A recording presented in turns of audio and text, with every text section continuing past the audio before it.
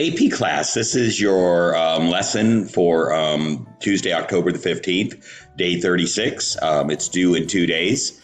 And this is an additional lesson on net ionic equations. So I've given you some summary rules here. So we'll go over these as we go through the problems. Let's just go ahead and start the problems. And there's some interesting notes to make in some of these problems that I've given you for today. So down here at the bottom of the page are the problems. You can see that I don't leave you with a lot of space to write them. So you should actually get a piece of lined paper to do this. To do this assignment, you'll need your solubility rules, and you're going to need your orange 60 ion sheet. And it's also helpful to have your charge number by ions, although almost any one that you're going to use in this assignment are on the orange sheet, in addition to the some of the covalently bonded ions like sulfates, carbonates, nitrates. So that's probably more useful for this. Okay, so let's go ahead with this assignment. And our first equation has the reactants magnesium sulfide and copper chloride. Now, the interesting point comes up right off the bat in this reaction. According to your solubility rules, a sulfide is insoluble except when it's with one of these three cations or one of these cations up here. However, it was looked up online to see that actually is. So magnesium sulfide, let's go ahead and finish the thought here. Magnesium sulfide should be insoluble. It should be insoluble because sulfide is insoluble and magnesium is not one of the exceptions anywhere along here. However, it was looked up and found that it is partially soluble. So here's the issue. Let's just bring up the point here. If this is insoluble, then we're done with the problem. We have no further reaction.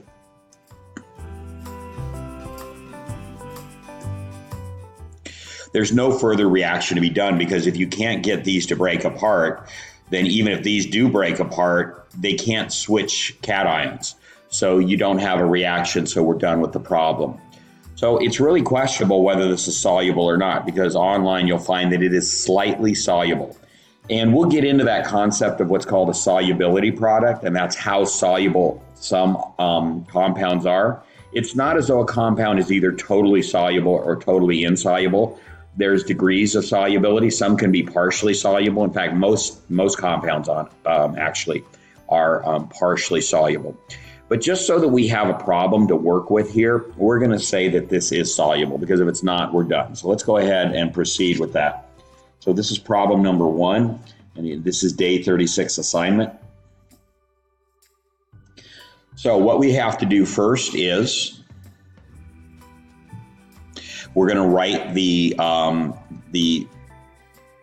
products, assuming that we're going to switch the cations. So the cations are the ones that come in front. Those are the metals. Magnesium's a metal, copper's a metal, and now we're going to move magnesium over here to be with chloride, and we're going to move copper over here to be with sulfide. So you go ahead and you make that switch. So we're going to start with magnesium,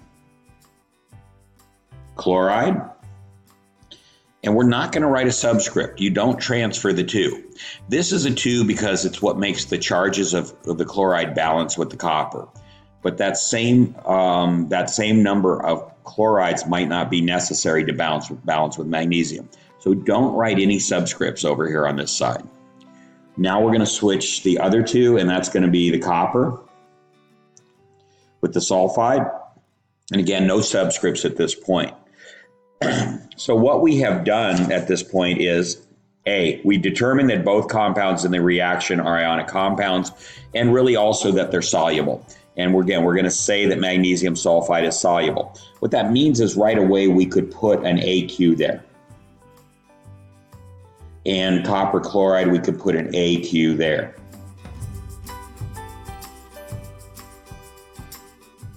All right. Now the next step is create a double replacement reaction by switching the cations and anions. That's what we did here. So they traded partners here. Magnesium went over to chloride and copper went over to sulfide. So now we're on step C.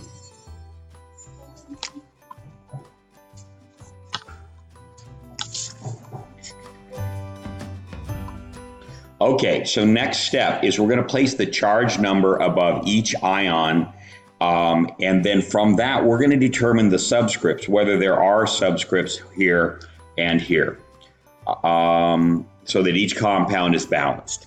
So what we need for that is we need our ion sheet. The first one we have is magnesium. We come over here, there's magnesium, it's a 2+. It can't be anything other than that. It doesn't have a different or a variable charge. Next is sulfide.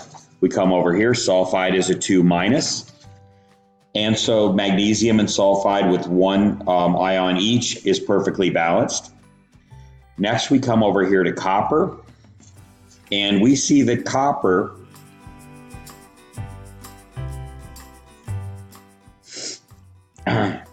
is right here, and it can either be a 1 or a 2. So we're not sure which one it is.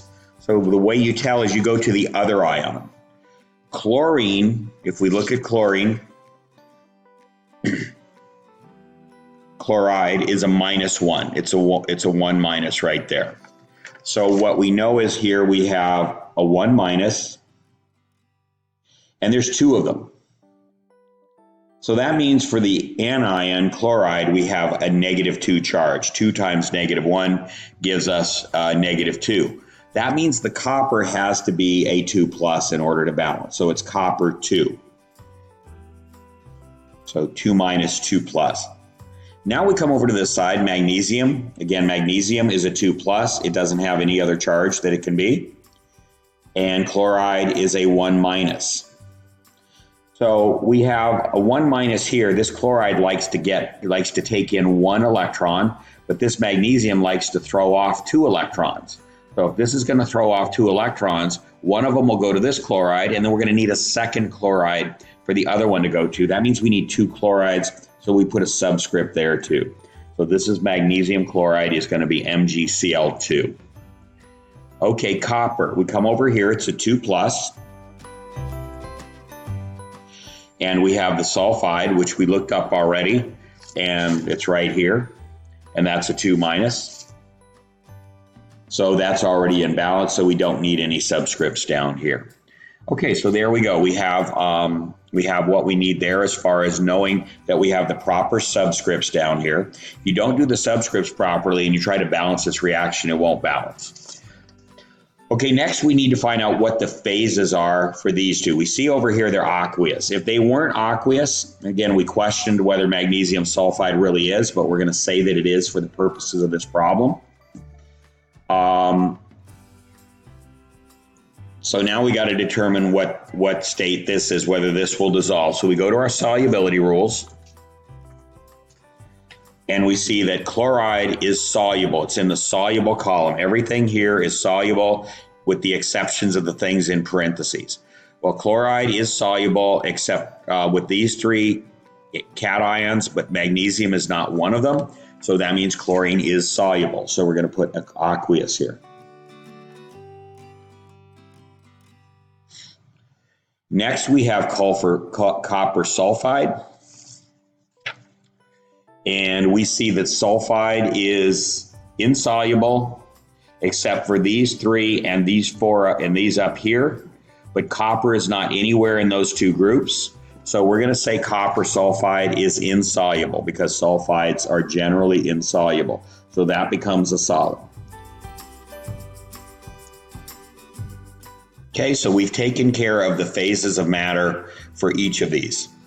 So let's see what it says to do. Determine if each compound is aqueous, gas, or solid. So we did that. We did that for every compound here. Now we're in part E, balance each equation. And that's going to be the complete molecular equation. So as I said earlier, it's a little messy to balance this, but we can give it a try. So I'm going to do it just by putting the ions down, or the elements down. So I have magnesium, I have sulfur, I have copper, and chlorine right there. Okay, and we go and we count. Now that we have all the subscripts properly, magnesium, there's one magnesium on this side, there's one magnesium on this side. Sulfur, there's one here and there's one over here. Copper, there's one here and there's one here.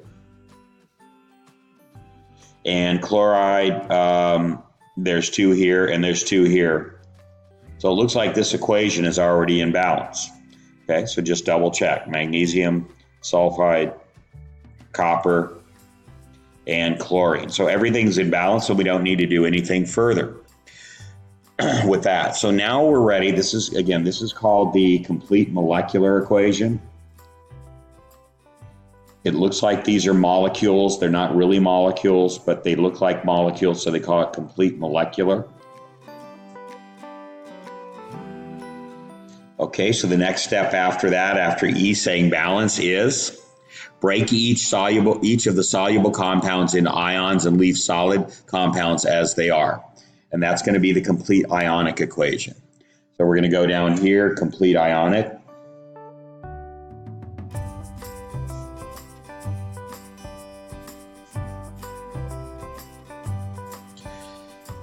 And here we go. So this is going to break up here. It's magnesium 2 plus, and it's aqueous. It's sulfide, and it's 2 minus. That's also aqueous. Copper is 2 plus. That's aqueous.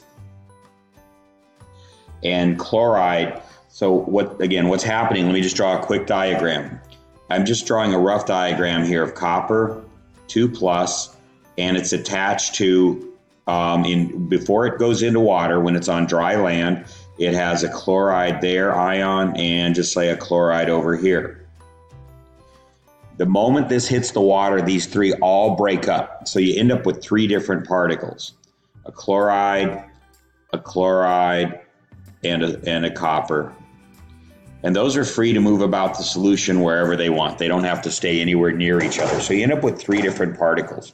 So the way you could write this is copper plus chloride again, so showing all 3. But you don't have to write plus chloride.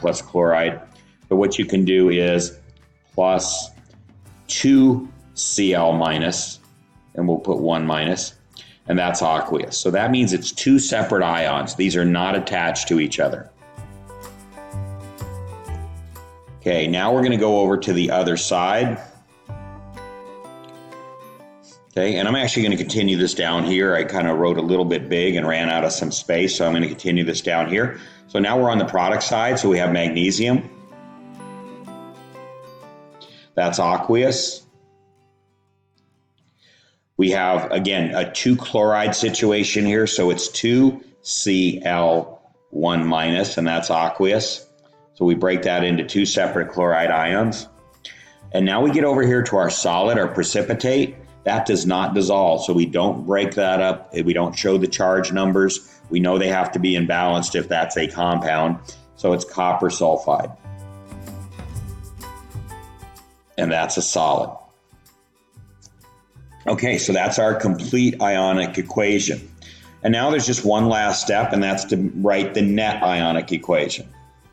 And it only includes the elements or compounds, the ions or compounds that change, that actually contribute to the reaction. It gets rid of the ones that don't change. So net ionic equation. Get on screen there. Okay, and here we go. So magnesium appears here, and remember this is the products down here, this is the reactants up here. So magnesium 2 plus appears on both sides. It doesn't take part in the reaction, so that's a spectator ion. And I'll write that out, it's spectator. And both of those are spectators. Next you have the sulfur here.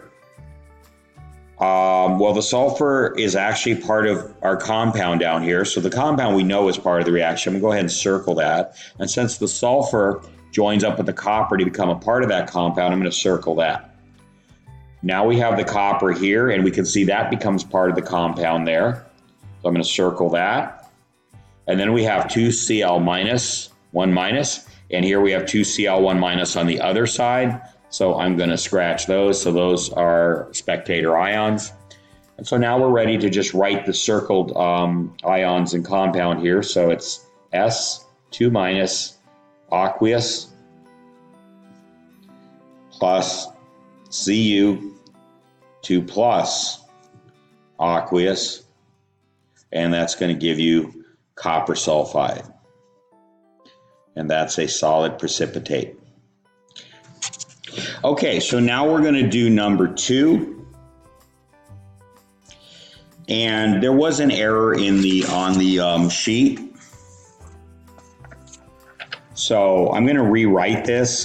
First of all, when it copied over, the subscripts weren't showing as subscripts. They should have been. But that was not CO2. It's CO3 minus, 2 minus. That's carbonate. It's not carbon dioxide, which is not an ionic compound. So let's go ahead and rewrite that. Okay, so it's Cr2SO4. And there's a 3 on the outside, and that's aqueous. And then we have NH4. So this is what it should look like. With a subscript 4, there's 2 of those, so you put a parentheses and put a 2 on the outside. And then you have a carbonate, CO3, there. And since this particular problem is so long, I'm going to put the products on one line and I'm going to put the reactants on a second line. So I'm going to write, other way around. I'm going to put the reactants here. And I'll put the products, I'm going to skip a line and put the products. So first thing we have to do is this ionic? Yes, it is. There's a cation, it's a metal. There's a covalently bonded anion. Those are nonmetals.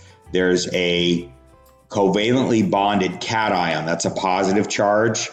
Look at your chart sheet. I'm going to show you that in a minute, but I already know that one. And that's a negative charge. So yes, it's positive, negative, positive, negative. It is an ionically bonded compound. Okay, so here we go. Now what we're going to do is we're going to do the double replacement. So we're going to take the chromium, which is now attached to the sulfate, and we're going to attach it to the carbonate. And we're going to take the ammonium, which is now attached to the carbonate, and attach it to the sulfate. Doesn't matter which order you put those in. So we're going to go ahead and do this. So I'm going to put my products down here. So it's Cr, do not bring the subscript. We don't know what the subscript for that is yet. We have to figure it out. And we're going to put that with the carbonate, CO3. That's a negative charge. And we don't even know whether it's aqueous or solid at this point. Plus, our other cation is NH4. We don't bring any subscript with it. And we're going to put that with the sulfate, and we don't put any subscript with that. Okay. All right, so now what we're going to do is go through and attach charges to each of these. So you can get almost any charge you want off the orange sheet. There's an exception here, though. The chromium, you can't find that on the orange sheet, so you have to come here. There it is. It's a transition metal that has 2 possible charge states, +2 or +3. So which one is it? Well, if we look at sulfate right here, it's attached to sulfate. Sulfate is a 2 minus. So we're going to put a 2 minus here. And there's 3 of them. So it's 3 times -2 is -6. That means we have to have a +6 over here to balance. So 2 times what number gives us +6? And the answer is +3. And there's 2 of those. So it's chromium 3. Chromium 3 is the type of chromium we have. So that's how we figured that out. Now we've got ammonium. And carbonate, let's just look at both of those at the same time. There's ammonium, it's a +1. There's carbonate down there, it's a 2-. So let's write those here. So we have 1+ and 2-. Okay, so to get to the 2, we got a 2- here, we need a 2+ here. That means we need to multiply that by 2. And what that means is we need 2 ammoniums, and we have that. These should already be set up. They were given to us from the book, so they should be ready to go. But you still want to confirm that they do balance out. Okay, and they do. Now these are the ones you're going to have to figure out. So we know that chromium, we set up here, it's a 3+. And carbonate, we said from here, is a 2-. So neither of those numbers divides into the other. So what you're going to have to do is find a least common multiple, or you can use the trick that you can take this charge without the minus sign and put it by the chromium, and this charge without the plus sign and put it over here by the carbonate. But you want to understand why. If I have a -2, I need the least common multiple is 6. So if I have a -2, I want to get that up to a -6. I have to multiply by 3. And if I have a 3, I want to get that up to +6. I have to multiply by 2. So that means I need 2 here. And then I got to put, anytime you have one of these that's one of these anions with oxygen and a subscript, you got to put a parenthesis around it. So that means I'm going to put a 3 here. Okay. Now we come over here to ammonium. That's a 1+. And sulfate, again, go back to your orange sheet, find sulfate, and that's a 2-. So we have to have a 2-, we have to have a 2+ here to balance it. That means we need 2 of the ammoniums. So I'm going to put a parenthesis around the ammonium and put a 2 outside of that. So 2 times 1 is going to give me +2, and then you already have a -2 over there. Okay, wow. A lot of work, and we're just getting started with this. Okay, so the other thing we had to determine also is if these are soluble, or if our reactants are soluble, because if they're not, we don't have a reaction. So let's go back and do that now. We could have done that earlier, but let's go back and do that now. So you have a sulfate, and these are the 5 exceptions, but chromium is not one of them, so it is aqueous. Okay. You have a carbonate here, but ammonium is one of the soluble ions, so it's always soluble with anything, ammonium. So that means this is going to be aqueous. So therefore, it's possible we can have a reaction because we have both of these are going to break apart. All right, now we come down here and figure out the same thing here.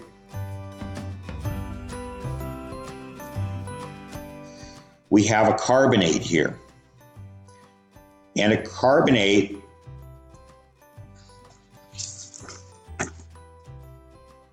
according to our solubility rules, doesn't dissolve with anything except these guys up here. But chromium is not one of those guys, so that's going to be our solid. Or one of them. We could have more than one. So we put an S there. Ammonium dissolves with anything, so that's aqueous. Okay, so we have aqueous in the reactants, so we know everything's going to break up, recombine. We end up with a precipitate, a solid precipitate over here with the chromium carbonate, and then the ammonium sulfate is aqueous because ammonium dissolves with anything. So these two won't really combine to form a compound. Okay. So I'm ready to go ahead and balance, and balancing is probably best not done on 2 different lines. So I'm going to come down here and I'm going to rewrite the entire thing on one line.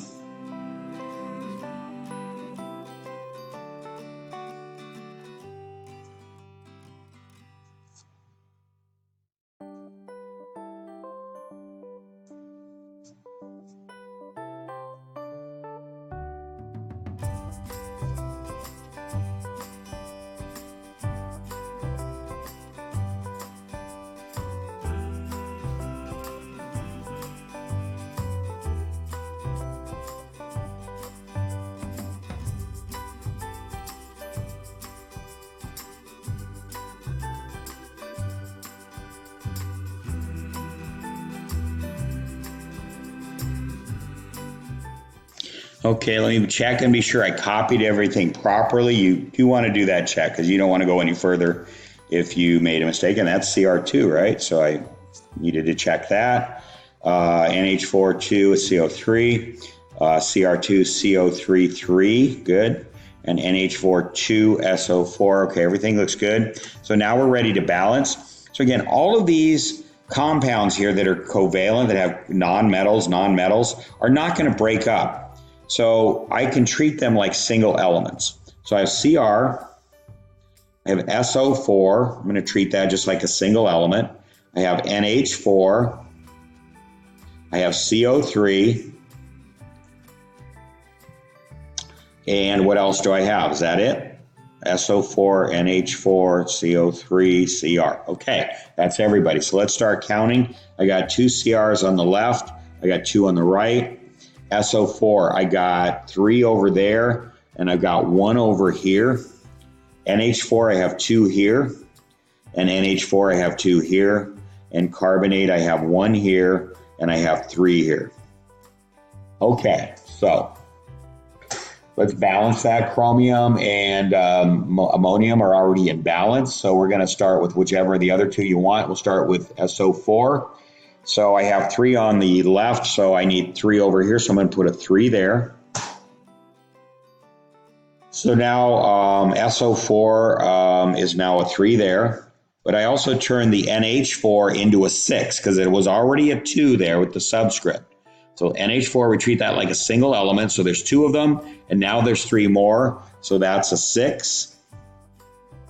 So I need to come over here to NH4 and get it to be a 6, so there's a 2 there, so we're going to put a 3 up here. When I changed this one, I also changed the carbonate to a 3.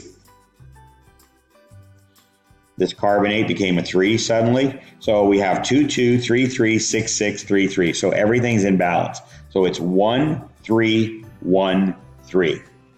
Okay, and I'm going to go ahead and just write the ones here and the 1 here. And I'm not going to try to write it up there. It's going to get a little messy. So, okay, so let's see where we are on the checklist.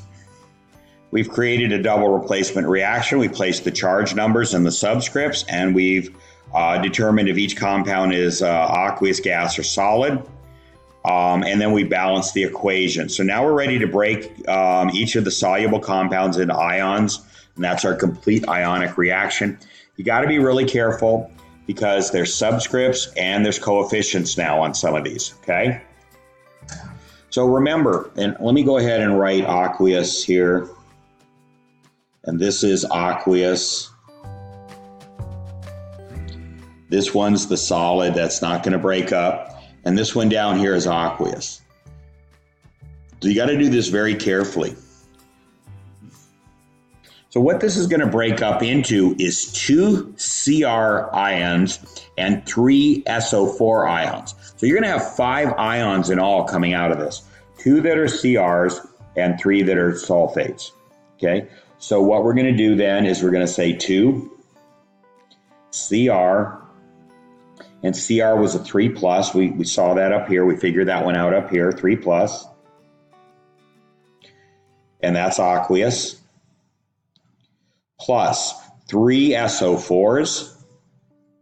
Again, it's 3 separate ions. That's why we put the coefficient out in front. It's no longer a subscript.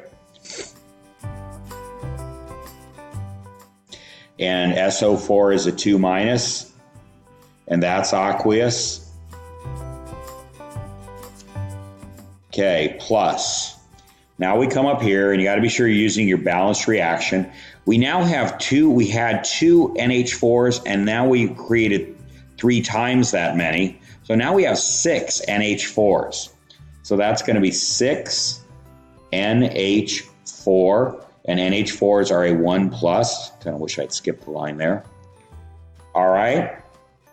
And then we have 3 CO3s also, carbonates. So it's plus 3 CO3. And carbonate, if we look up above, it's a 2 minus. All right, and that's aqueous. All this was aqueous, so I needed to write those in. Okay, now we're ready for our products, and I am going to go down to a different line for that. This is a very long equation. So we come over here, and we have two CRs here. And CRs are 3 pluses. But it doesn't matter. So let's go back and check that. That's our solid. That means you write it exactly the way you see it there. So let me go back. It's got myself going in kind of a autopilot here and wasn't thinking what I was doing. If it's the solid, you don't change anything. It's exactly like that. It stays in the solution just like that. 2 CRs and 3 CO3s all stuck together into one big compound, one big unit. So I'm going to just write that as I have it. CR2, CO3, and then a 3 there, and then that's the solid. It doesn't change from where it was there. Now we finally go down here. This is aqueous. Let me get it on the screen. So you have 2 NH4s, and then you had to put a coefficient and 3 in front of that. So now you have 6 NH4s that are +1, 1 pluses. That's aqueous. That does not come together as a compound. Plus, you have 3 SO4s. So the SO4 is a single unit, and then you have 3 of those. So it's 3 SO4s. And SO4s are 2 minus, and that's also aqueous. So it took us 2 full lines to write the complete ionic equation. It's kind of a mess. So the best way to approach this then is go to your compound that you know is a solid and look at what it has. It has chromium or chromate and chromium, and it has carbonate. So circle that. You know that's going to be part of your final net ionic reaction. And so you go immediately to the chromium ion, and you circle that because you know that's part of the final reaction. The next one over is the sulfate. So you have 3 SO4 2 minus, 3 SO4 2 minus. If you didn't get the same thing, then you made a mistake somewhere. So be sure those two look identical. They do. So they're spectators. They don't take part in the final reaction. You cross them out. Then you have 6 NH4 1 plus, 6 NH4 1 plus. Spectators, you cross them out. And then the other thing that ended up over here was the carbonate. So you circle that. That's part of your final reaction in the reactant side. So now you go ahead and write the net ionic reaction. It's 2Cr3 plus aqueous plus 3CO3 2 minus aqueous, and that's going to give you the final compound of Cr2 CO3, and then to charge balance it you need 3 of those carbonates, and that's a solid.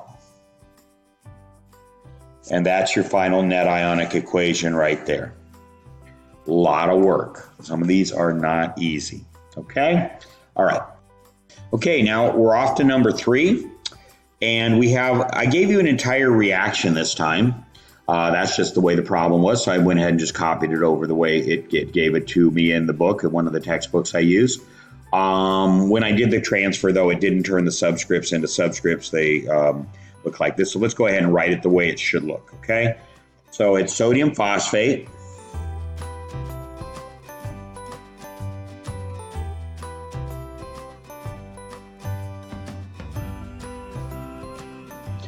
Na3PO4. Okay, and we're not going to make any judgments yet about whether that's aqueous or solid or what it is. We don't know yet. We don't know if that's soluble or not, so we're not going to make any judgments about that. We're going to add to that the next compound, which is nickel chloride. And that's a subscript 2. Then we're going to go over to products. And we have nickel phosphate. Again, with ionic compounds, you don't say mono, di, tri, tetra, penta, any of that. Okay, and that's Ni3, And then it's got PO4 with a 2 on the outside. So that means you got to put the PO4 inside a parenthesis. Okay, and it's actually telling you that's a solid. We'll decide for ourselves in a minute, but let's go ahead and put that down. And NaCl, table salt. Okay, so we've got it. We've got the double replacement reaction. The sodium was with the phosphate, and then now it switched over to be with the chloride. And the nickel was with the chloride, and it switched over to be with the phosphate. So that is a double replacement reaction. So now what we're going to go through is count all of our charges. And let's confirm that, since this was given to us, but let's confirm it that these are actually the proper subscripts there. So sodium, grab your orange sheet. That ought to suffice for this problem, the orange sheet. So sodium, it's right here. It's a +1.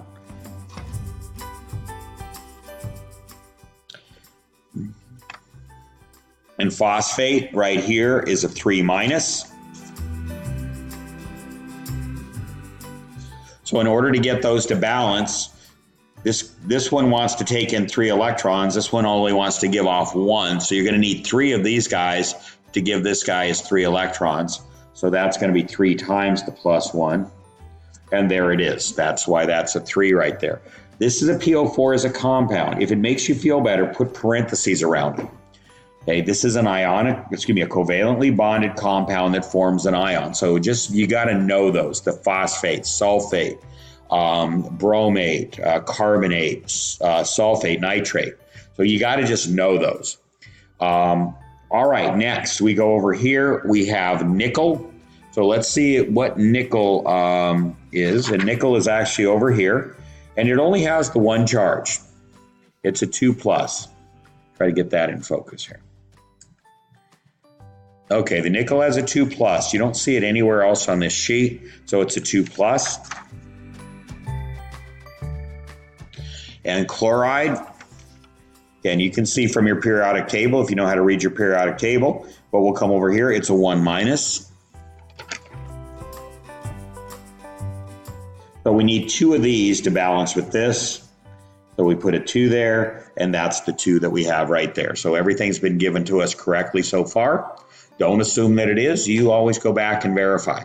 Okay, nickel. We're back to nickel again. It's a 2+. And this is telling us we have 3 of them. Let's just verify they set this up properly. There's phosphate. And phosphate is a 3-. Again, we can just look over on this side. And it says we have 2 of them. So 2 times 3, 2 times 3, one's negative, one's positive, they balance. So these are the correct subscripts. And finally, sodium chloride. Sodium is a 1+. Chlorine over here is a 1-. So that balances. So everything as far as the subscripts is correct. That doesn't mean the equation's balanced, but it means you have the correct subscripts for each of the compounds. Okay. Let's go ahead and determine what's soluble and what is not. So we get our solubility rules. Again, we found out these might not be totally reliable, but we're going to have to kind of trust them. It's the best we have. They're the solubility rules that are given in a very popular textbook, but chemistry can be complicated at some levels, and a lot of times there's exceptions. But we're going to trust these rules, to do what we have to do. So here we go. Sodium phosphate. So phosphate is insoluble because it's in the insoluble column, except for these cations, and sodium is one of them. Sodium dissolves with everything. So this is going to be aqueous.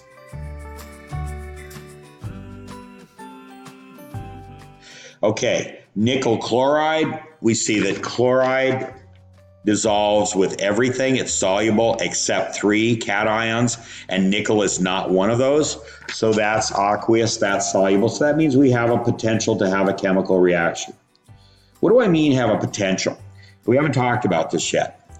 If both of these compounds over here turned out to be soluble, in other words, none of them formed a solid, that would be said to be a no reaction. The entire process would be no reaction because nothing bonded with anything. Even though everything dissolved and stays in solution as a bunch of ions, that's not considered to be a chemical reaction unless something recombines. but we haven't seen one of those yet. So let's just keep pushing ahead with this.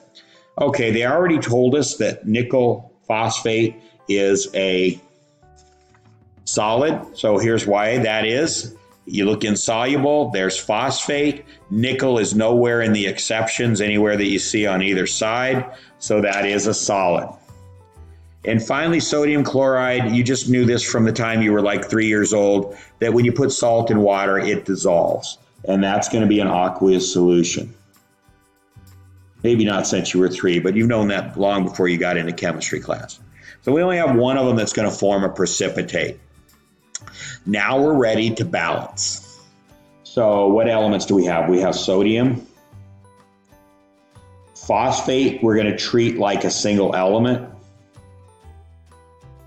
We have nickel, and we have chlorine. And the same thing's on the other side. Okay, so let's count. We have 3 sodiums on this side. We have 1 on this side. PO4, we've got 1 on this side. And we've got 2, that subscript outside of the parentheses, 2 on that side. That was nickel, not nitrogen, sorry. Nickel, we've got 1 on this side. And we've got 3 right there. We've got 3 on that side. Chlorine, we've got 2 right here. And chlorine, we have 1 over there. Okay, so everything's out of balance, so we can start anywhere we want. Let's just start with chlorine. So we have 2 on this side, so we need to get 2 over here, so I'm going to put 2 up there. You got to be careful because I got all these charge numbers up here. What I'm going to do, you want to be careful. Well, I'll just do what you have to do. You just have a pencil, so I'm going to just be real careful. I'm going to put it down here. 2 there. So I have 2 chlorines. I'm going to change that to a 2. Now I have 2 sodiums. Over here I have 3 sodiums. Okay, so that's a little messy now. But what do I have to do? First thing I want to do, if I see that, I want to be sure, did I write the problem down correctly? Because that's a little bit unusual, but let's see. Okay, so we balanced the chlorine, and we have a balanced chlorine here. That gave us 2 sodiums here. We have 3 on this side, so that's kind of an awkward situation. Let me go ahead and change this to a 2. All right, so I'm going to leave that. I'm going to go on to something that's easier to balance than a 3 and a 2 because I've got other choices. So how about nickel? I got 1 on this side, 3 on this side, so I'm going to put a 3 here. All right, so now what I have is I have 3 nickels here and I have 3 nickels here, but I changed my chlorines. So let me go ahead and change the nickel though first. Now I change my chlorines to 3 times 2 is 6. But what I'm going to do is I'm going to come over here and change my chlorine to 6. So I'm changing it over here for a second time. So now I have 6 chlorines here. I have 6 chlorines over here because I put a 6 out in front of that. That means I now have 6 sodiums. Over here I have 3 sodiums. So how do I get that to be a 6? I put a 2 out in front. Okay, so let me go ahead and do that one at a time. So I have a 6 sodium here, 6 sodiums there. Now I have, I have 6 chlorines, which I want to have 6 sodiums over here. Now I'm going to put a 2 out front there. Let me get rid of that. That's the problem number. It's confusing. There's 2 sodiums there. So now I have total of 3 times 2 is 6. So I have 6, 6. 3, 3, 6, 6, and now my PO4, when I put the 2 there, it also applies to the PO4, so I have 2 PO4s there, so that becomes a 2, and now everything's in balance. 6, 6, 2, 2, 3, 3, 6, 6. So my coefficients are 2 there, 3 there, a 1 there, and a 6 there. That's a messy one, but that's what it is. Okay, so what I'm going to do is now I'm ready to start breaking this up. Everything that's aqueous, which is both compounds on the reactant side and one of the compounds on the product side, I'm going to break them up. Again, be sure you get the proper numbers of each of the ions. So here we go. So sodium, I have 3 times 2, I have 6 sodiums. I'm going to write this way over here. 6 Na 1 plus aqueous. Next, I have 2 PO4s. So that's going to be 2 PO4. That's a 3 minus is the charge, and that's aqueous. Okay, now I come over here, I have 3 nickel. So, and that's aqueous. So that's 3 Ni 2 plus aqueous. And now I come over to the chlorine. Now be careful, I have 3 times 2. I have 2 chlorines there already, and now I have 3 as a coefficient, so it's 3 times 2 is 6. Chlorine is the 1 minus up there, and that's aqueous. And that takes care of everything on this side of the arrow, the reactant side. So there's the arrow. So I'm going to come down here and do the products on down below. So here we go. We have 1 times 3 or 3 nickel and PO42, but this is our solid. So we don't change it. We write it exactly as we see it. We don't write the charge numbers. So what we have is Ni PO4 2, and that's a solid. And then finally, our last one is aqueous. So it says I have a 6 out here in front. So I have 6 sodiums, 6 Na, that's a 1 plus, and that's aqueous. And then I have 6 chlorines. Those are 1 minus, and those are also aqueous. So that's everything. Okay, so let's go through. So where is our compound that's going to stick together? It's this. So that means that the nickel and the phosphate are not going to be spectators. So let's go ahead and start. So we have 6 Na1 plus, 6 Na1 plus. Again, if these didn't match up for some reason, I made a mistake somewhere. But they do, so they're gone. They're spectators. Next is my 2PO4. That's part of my final reaction. So I'm going to circle that. That's not going away. Next is my 3Ni. That's not going away. It ends up in my final reaction.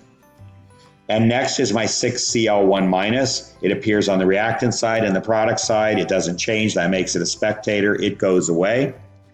And so these 3 things are my net ionic equation. So it's 2PO4, 3 minus,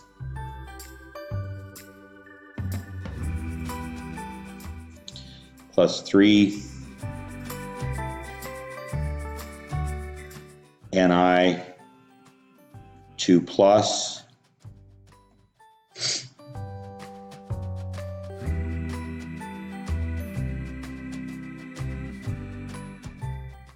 and I'm sorry, that should have been Ni3PO4 right there. Okay, because it has to balance in the net ionic, and I was noticing that it wasn't, so I left that 3 off. Okay, then next is your final compound, Ni3 PO4, and in parentheses the 2, and then the 2. Okay, so I have 2 phosphates here, 2 phosphates there. I have 3 nickel there, 3 nickel there. So everything balances. Okay, and that's your net ionic equation. That's the end of the problem. Okay, a lot of work on some of these. Will be on the AP exam, probably a long problem. You're going to make a lot of points on this if you know how to do this. A lot of students go into the AP and do not know how to do these. You will not be among those. You will know how to do these. It may not happen this week, but it will happen soon. Okay, so for problems number 4 and 5, I mean, this is really, you're heading into getting a 5 on this test if you can do this. I tell you what, I'm going to say that you don't need to have that. Let's go ahead and see if we can write these as chemical compounds, just using this sheet right here, okay? So here we go. So potassium. I'm going to go ahead and move this off. Let me write it down on this sheet. So potassium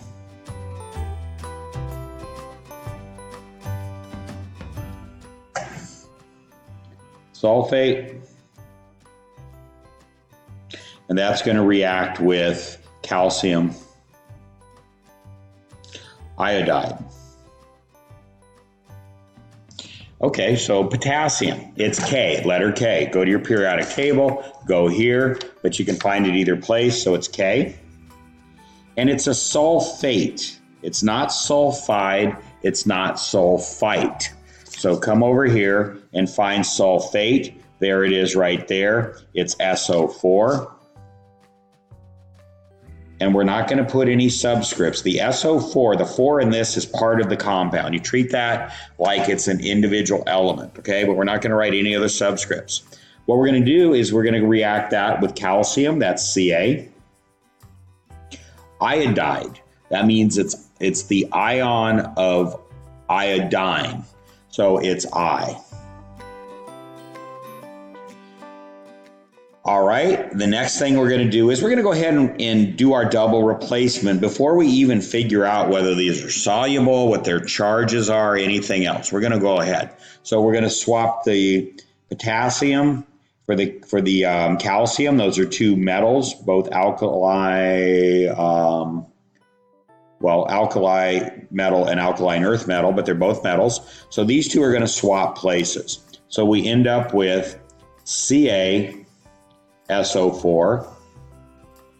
and Ki.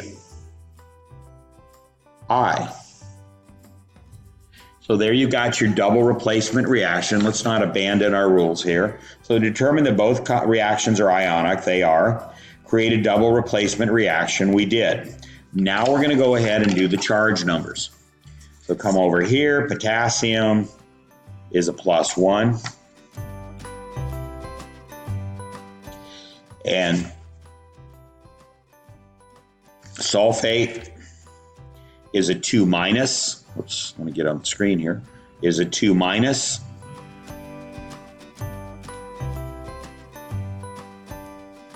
Is a 2- there.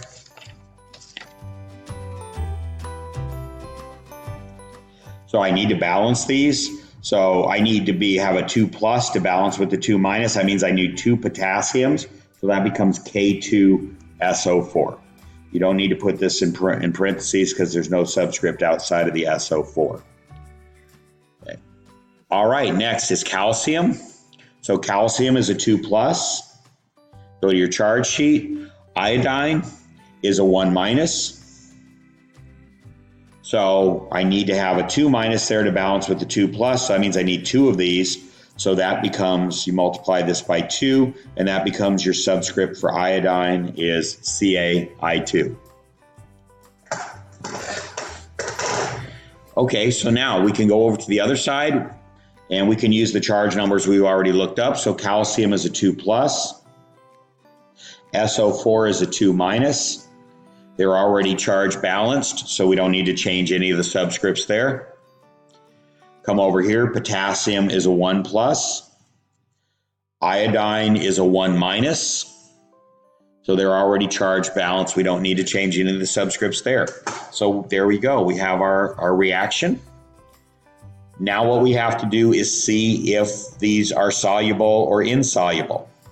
So get your solubility rules. First one, potassium is soluble with everything. It's an alkali metal. So this is going to be aqueous. Sulfate is soluble with almost everything except a few cations, so that's aqueous. Okay, next is calcium iodide. There's iodide. It's in the soluble column. There's only 3 things that it's insoluble with, but calcium is not one of those, so that's aqueous.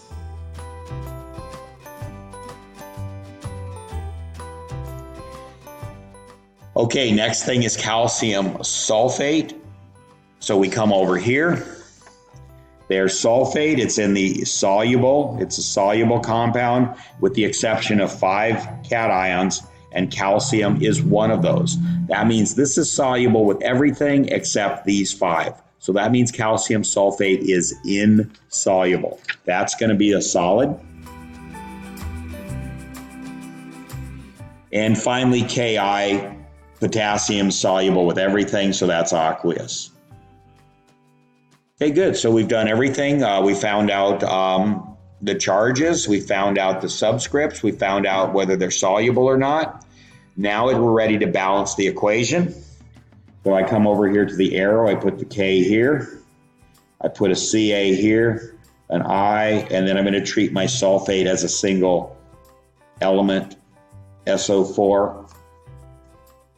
And now we're going to start counting. So I have 2 potassiums, 1 potassium, 1 calcium, and 1 calcium, 2 iodines, 1 iodine, and sulfate. I have 1 over here. Again, don't get confused by the 4. That's part of the sulfate.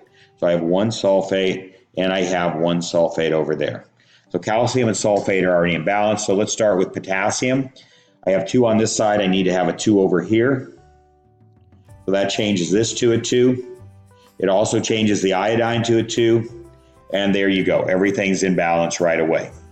So this coefficient is 1. This one is 1. This one is 1. And this one is 2.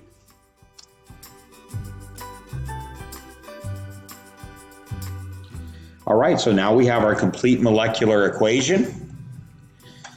And so now we're ready to go to the complete ionic equation. We're going to start breaking everything up. So we come over here to the aqueous solution. We have 2 potassium ions. So they break up so that you have 2 separate potassium ions in aqueous solution. In other words, they can go off in different directions to different places. We have a single sulfate here. Again, the coefficient out front here is 1. So plus SO4, that's a 2 minus, and that's also aqueous. Now we come here to calcium, and we have a calcium 2 plus, that's aqueous. And then we have 2 iodide ions. Okay, so again, this is one iodide, a second iodide. So they're going to break off and go in 2 different directions, possibly. So that's 2I, and that's a -1. That's a 1 minus, and that's also aqueous. Everything in the reactants is aqueous. Now I'm going to go down to the next level, and I'm going to do the products. So the next one is our solid. So we don't break that up. We don't show charge numbers. And it has a coefficient of 1. So it's CaSO4. And that's solid. And then we add to that. We come over here. Now we do have a coefficient here. And I blew it. I didn't. Oh, no, never mind. I'm sorry. We was looking in the wrong place. We have a coefficient here. So, and we don't have any subscripts. So we have 2 potassiums. They're aqueous. And we have 2 iodides, and they're aqueous. And those are 1 minuses.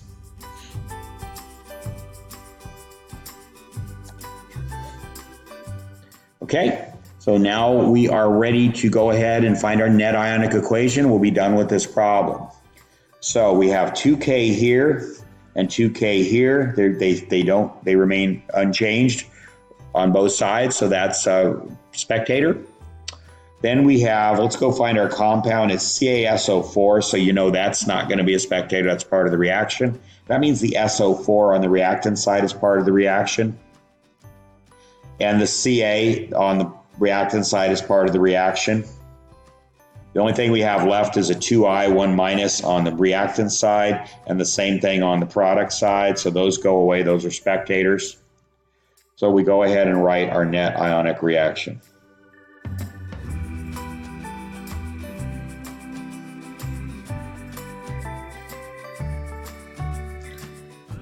Plus calcium, 2 plus, is going to give you calcium sulfate.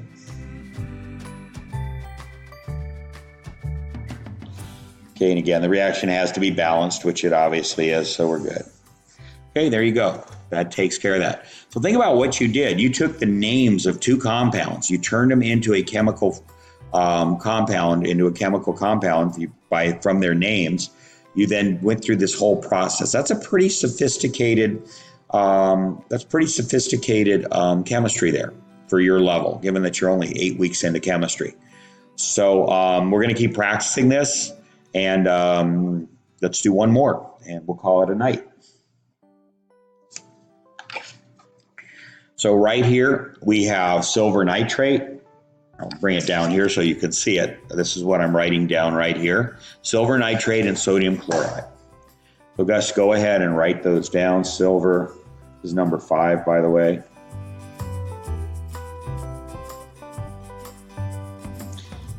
And be careful, be sure it's nitrate or nitrite. This is nitrate.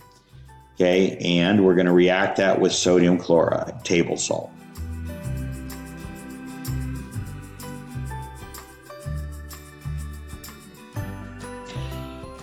Okay, so let's write it. Silver is Ag. And nitrate, if you don't remember, that's why we're trying to memorize these things so you don't need this sheet, is NO3.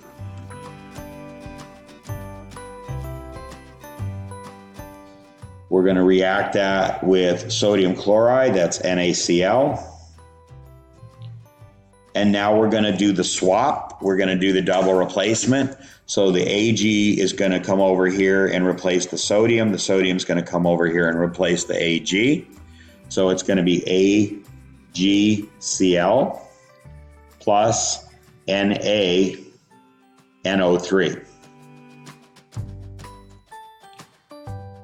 All right.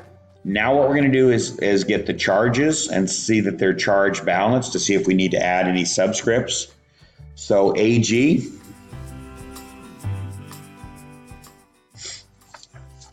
come over here. Ag is a +1. And nitrate is a -1. So those two are in balance. We don't need to change anything there. NaCl, Na, sodium, is a +1. And chlorine, or chloride, is a -1. So those are balanced. We don't need to change anything there, add any subscripts. Coming over to this side, Ag is a 1+, and Ag is one of those transition metals that only has one charge, so you don't have to consider any other charges. And Cl is 1-, so those two are good. You don't need any additional subscripts. And NaNO3, so that's a 1+, that's a 1-. So everything's good. We didn't have to add any subscripts to this, so I made this problem a little easier. Okay, now we are ready to find out whether they're soluble or not. So you get your solubility rules. Okay, and we see that NO3 is one of those things that's always soluble. So AgNO3 is aqueous. NaCl, Na is always soluble, so that's aqueous.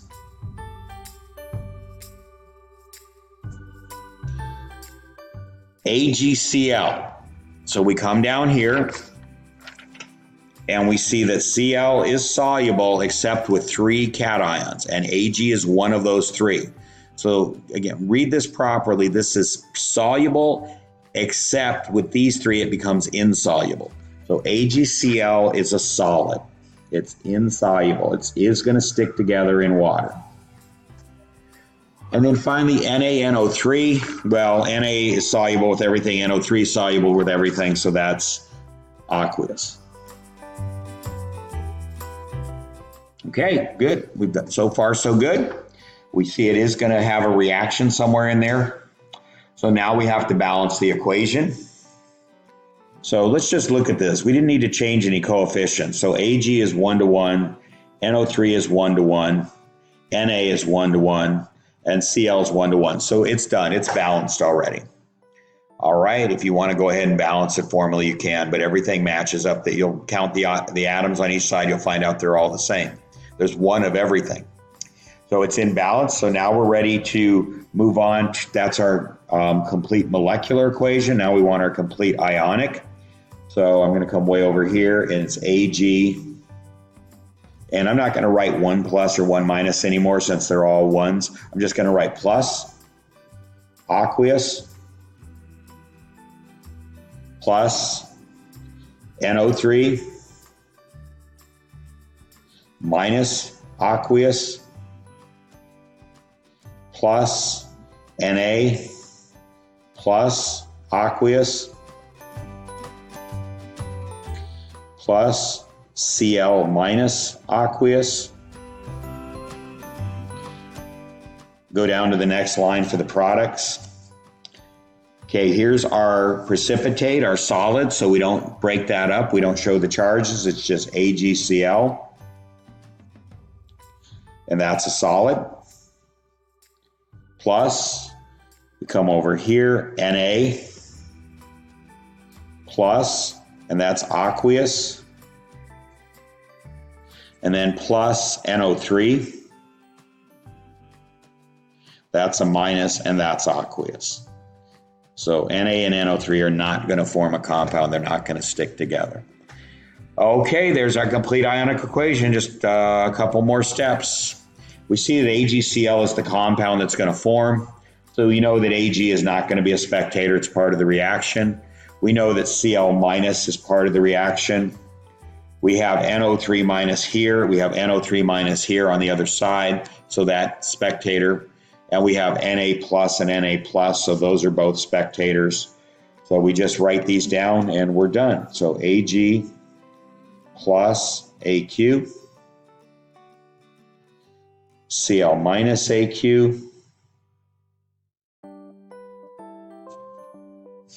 And that's AgCl solid. Okay, and that's your net ionic equation, and that is that. Okay, so that takes care of the assignment for this evening. This is due in a couple of days. Try to get it done ahead of that. Try to practice these, maybe even do these more than once. So we'll talk more about this in class tomorrow. We will be together tomorrow, so we'll just chat about it, and then you're going to do your testing. So until then, have a good evening.